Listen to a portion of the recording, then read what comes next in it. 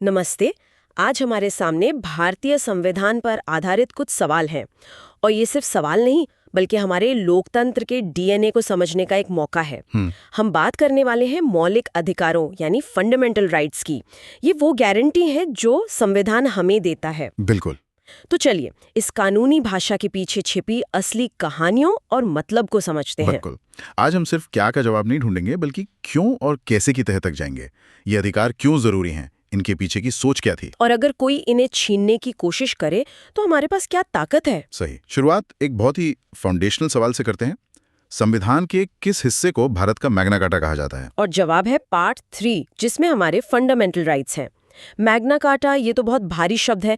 इसका मतलब है कि यह हमारे संविधान का सबसे जरूरी हिस्सा है। एक तरह से हाँ, देखिए 1215 में इंग्लैंड के राजा ने पहली बार मैग्ना कार्टा पर दस्तखत करके ये माना था कि राजा भी कानून से ऊपर नहीं है।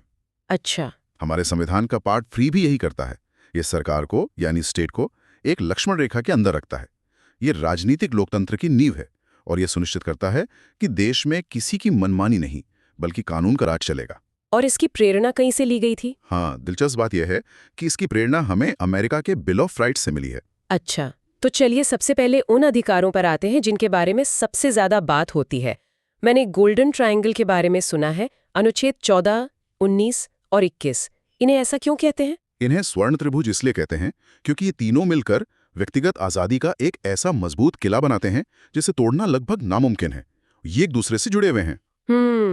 पहला कोना है अनुच्छेद 14 जो कहता है कानून के सामने सब बराबर हैं। ये सुनने में बहुत सीधा लगता है। मतलब अमीर हो या गरीब, पुरुष हो या महिला, कानून सबके लिए एक है। हाँ, लेकिन हमारे संविधान निर्माता ये भी जानते थे कि समाज में सब एक ही स्टार्टिंग लाइन पर नहीं खड़े हैं। सही बात है। कुछ लोग सदियों से पिछड़े हुए हैं। इसलिए यहाँ बराबरी का मतलब सबके लिए एक जैसा बर्ताव नहीं बल्कि सबके लिए बराबर मौके बनाना है।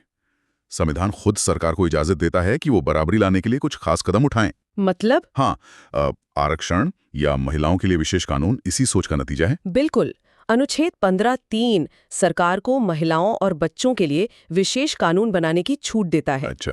इसी तरह अनुच्छेद 16 पिछड़े वर्गों को सरकारी नौकरियों में आरक्षण देने की बात करता है ताकि उन्हें भी मुख्य धारा में आने का मौका मिले।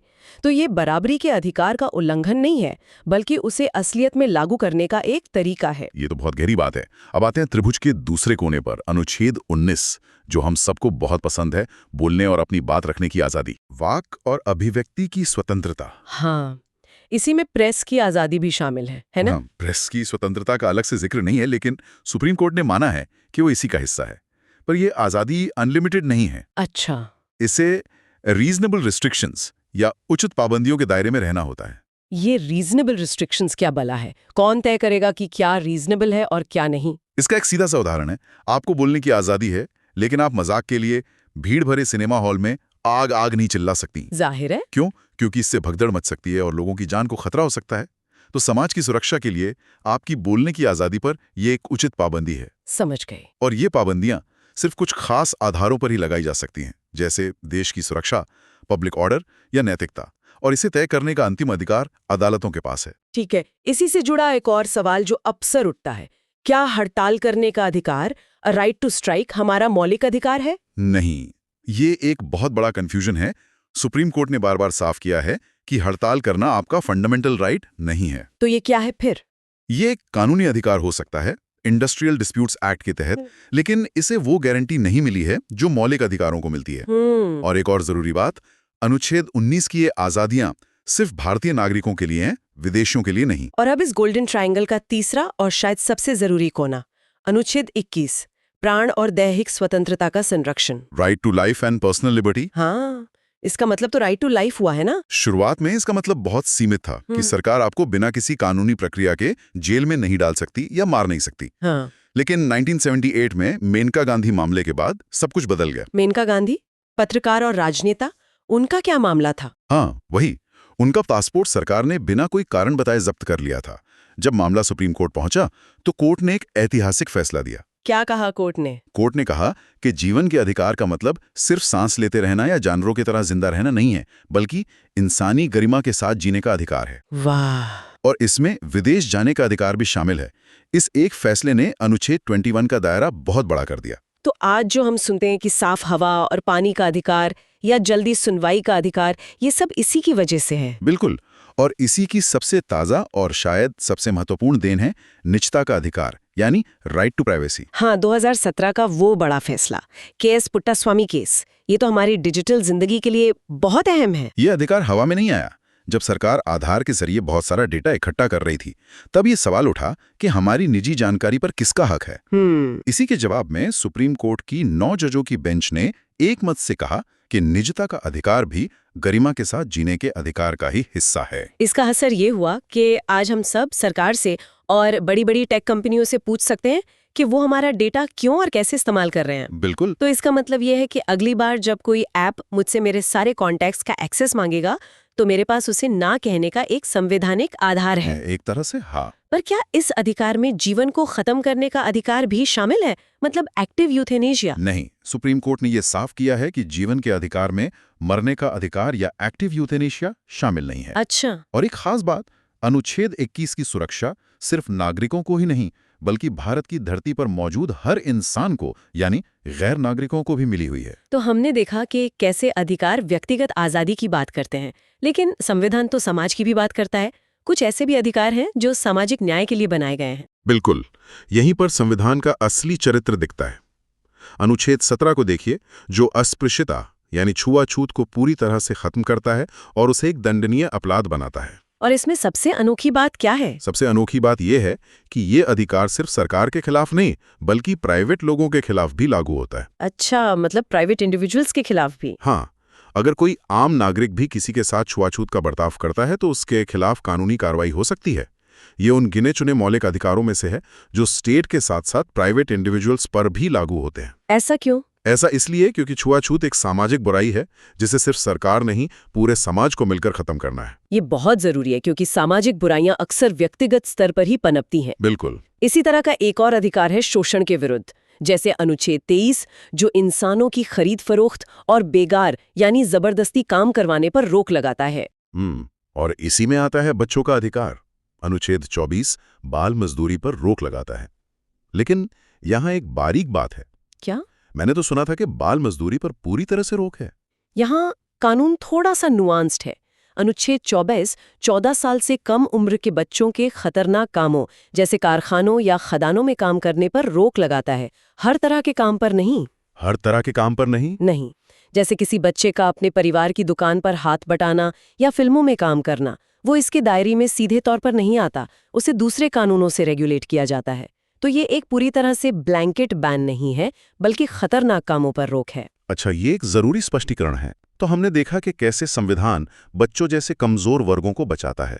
इसी सोच को आगे बढ़ाते हुए संविधान उन समूहों की भी बात करता है जो संख्या में कम है, यानी अल्पसंख्यक। जी, माइनॉरिटीज। उनके अधिकारों को सुरक्षित करने के लिए क्या खास इंतजाम किए गए हैं? संविधान के अनुसार अल्पसंख्यक 2 आधारों पर तय होते हैं, धर्म और भाषा। धर्म और भाषा? हाँ, अनुच्छेद 30 उन्हें अपनी पसंद के शैक्षणिक संस्थान खोलने और चलाने का अधिकार देता है।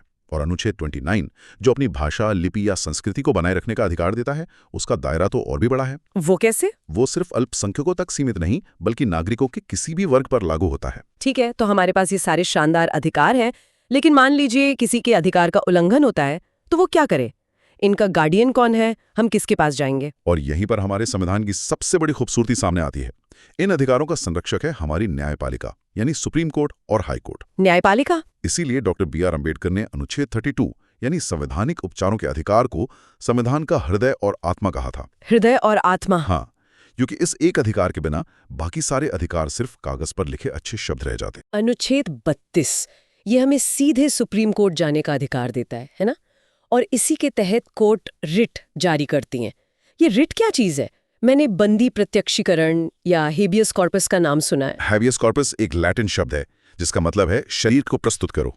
ये व्यक्तिगत आजादी का सबसे बड़ा हथियार है। कैसे? मान लीजिए पुलिस किसी को गैर कानूनी तरीके से हिरासत में रखती है, तो उसका कोई रिश्तेदार या दोस्त इस रिट के जरिए सीधे कोर्ट जा सकता है। कोर्ट तुरंत आदेश देगा कि उस व्यक्ति को हमारे सामने पेश करो, ताकि हम जांच सकें कि उसकी गिरफ्तारी कानूनी है या नहीं। और ये सिर्फ पुलिस के खिलाफ हो सकता है? नहीं, सबसे खास बात यही है, ये रिट सरकारी अधिकारियों और प्राइवेट लोगों दोनों के खिलाफ जारी हो सकती है। ये तो बहुत शक्तिशाली है। एक और रिट है परमादेश, जिसका मतलब है हम आदेश देते हैं। ये कब काम आती है? मैंडेमस तब जारी होती है जब कोई सरकारी अधिकारी या संस्था अपना वो काम करने से मना कर दे जो कानूनन उसे करना चाहिए। जैसे अगर म्युनिसिपल कॉर्पोरेशन आपके इलाके की टूटी सड़क ठीक नहीं कर रहा तो कोर्ट उसे ऐसा करने का आदेश दे सकती है, लेकिन ये रिट किसी प्राइवेट व्यक्ति के खिलाफ जारी नहीं हो सकती। अच्छा। अब यहाँ एक बहुत ही दिलचस्प और चौंकाने वाली बात है। क्या? मौलिक अधिकारों को लागू करने के मामले में हाई कोर्ट की रिट जारी करने की शक्ति जो अनुच्छेद 226 के तहत है, वो सुप्रीम कोर्ट की शक्ति अनुच्छेद 32 से भी ज्यादा है। एक मिनट, ये थोड़ा चौंकाने वाला है। आप कह रहे हैं कि हाई कोर्ट की पावर इस मामले में सुप्रीम कोर्ट से ज्यादा है। ये तो उल्टा लगता है, ऐसा कैसे हो सकता है? ये सुनने में अजीब लगता है, पर इसकी वजह बहुत साफ है। अनुच्छेद 32 के तहत आप सुप्रीम कोर्ट का दरवाजा सिर्फ तब खटखटा सकते हैं जब आपके मौलिक अधिकारों का हनन हुआ हो। सिर्फ मौलिक अधिकारों के लिए? हाँ, लेकिन हाई कोर्ट वो आपके मौलिक अधिकारों के साथ साथ दूसरे कानूनी अधिकारों के लिए भी रिट जारी कर सकता है। अच्छा। मान लीजिए किसी सरकारी विभाग ने आपके पेंशन के नियम को गलत तरीके से लागू किया, जो एक कानूनी अधिकार है, मौलिक नहीं।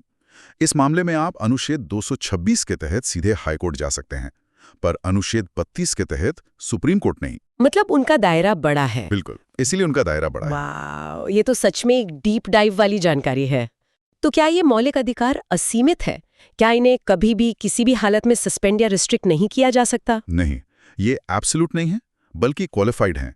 जैसा हमने रीजनेबल रिस्ट्रिक्शंस के बारे में बात की, राज्य उन पर उचित पाबंदियां लगा सकता है। ठीक है। इसके अलावा जब देश में नेशनल इमरजेंसी लगी हो तो राष्ट्रपति इन्हें निलंबित करने का आदेश जारी कर सकते हैं। तो क्या इमरजेंसी लगते ही हमारे सारे मौलिक अधिकार खत्म हो जाते हैं? पहले ऐसा हो सकता था, लेकिन अब नहीं।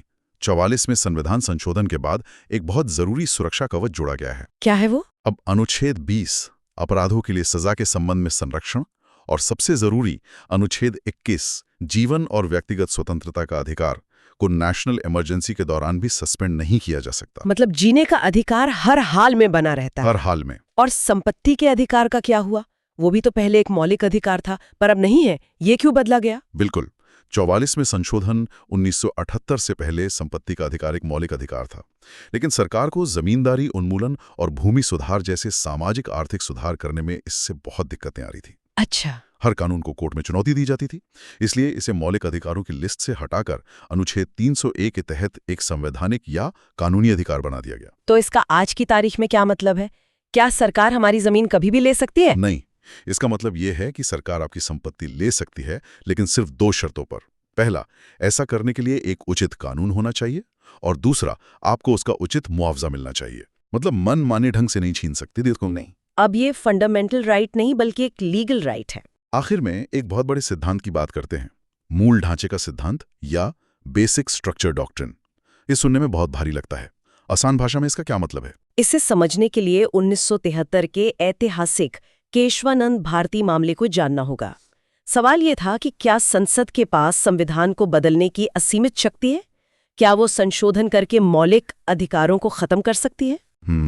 तब सुप्रीम कोर्ट ने ये सिद्धांत दिया। और क्या कहा कोर्ट ने? कोर्ट ने कहा कि संसद संविधान में संशोधन तो कर सकती है, लेकिन वो संविधान के मूल ढांचे या बेसिक स्ट्रक्चर को नहीं बदल सकती। इसकी तुलना कैसे कर सकते हैं? आप एक घर को रेनोवेट कर सकते हैं, दीवारें बदल सकते हैं, नया पेंट कर सकते हैं, लेकिन आप उसकी नींव को नहीं तोड़ सकते। ये मूल ढांचा वही नींव है, जैसे लोकतंत्र, धर्मनिरपेक्षता, कानून का राज, शक्तियों का बंटवारा। मतलब ये सिद्धांत संसद की शक्ति पर एक लगाम लगाता है। बिल्कुल, ताकि कोई भी सरकार संविधान की आत्मा को ही नष्ट न कर दे। तो आज की इस बातचीत से ये साफ है कि मौलिक अधिकार सिर्फ कुछ नियम कानून नहीं है, ये एक जिंदा दस्तावेज है जो व्यक्तिगत आजादी, सामाजिक न्याय और सरकार की शक्ति के बीच एक बहुत नाजुक संतुलन बनाते हैं। बिल्कुल, ये हमें एक नागरिक के तौर पर हमारी ताकत बताते हैं और सरकार को उसकी सीमाएं याद दिलाते हैं। ये दो-धारी तलवार की तरह हैं। कुछ अधिकार नकारात्मक हैं जो सरकार को कुछ करने से रोकते हैं, जैसे भेदभाव करने से, और कुछ सकारात्मक है। हाँ, और कुछ सकारात्मक हैं जो सरकार को कुछ करने का निर्देश देते हैं, जैसे बच्चों को मुफ्त शिक्षा मुहैया कराना। और सबसे अच्छी बात यह है कि ये पत्थर की लकीर नहीं है, ये लगातार विकसित हो रहे हैं। जैसा हमने निजता के अधिकार के मामले में देखा, समय और समाज की जरूरतों के साथ इनकी व्याख्या बदलती रहती है। हाँ, और यहीं से आज का विचारणीय प्रश्न निकलता है। क्या है वो? जिस तरह अनुच्छेद 21 यानी जीवन के अधिकार की व्याख्या समय के साथ इतनी फैली कि उसमें साफ पर्यावरण से लेकर निजता तक सब कुछ शामिल हो गया। सोचिए कि भविष्य में तकनीक और समाज के बदलते स्वरूप के साथ और कौन-कौन से नए अधिकार इसकी छत्र छाया में आ सकते हैं। जैसे शायद भूल जाने का अधिकार, राइट टू बी फॉरगॉटन, या आर्टिफिशियल इंटेलिजेंस के दौर में हमारे डिजिटल व्यक्तित्व की सुरक्षा का अधिकार। ये सोचना वाकई दिलचस्प है।